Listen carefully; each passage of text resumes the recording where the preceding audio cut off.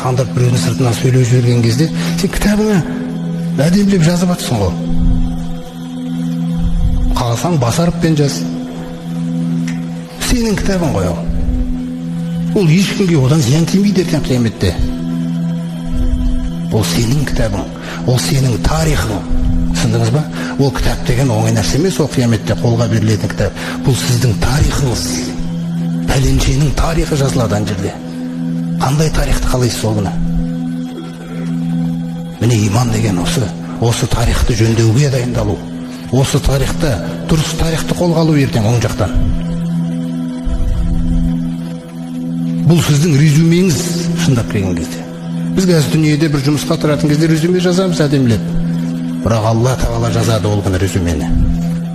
Не оң жақтан берілетін кітап, не сол жақтан берілетін кітап. Ал ол резюмеге жазып жатқан нәрсе, ол біздің амалдарымыз.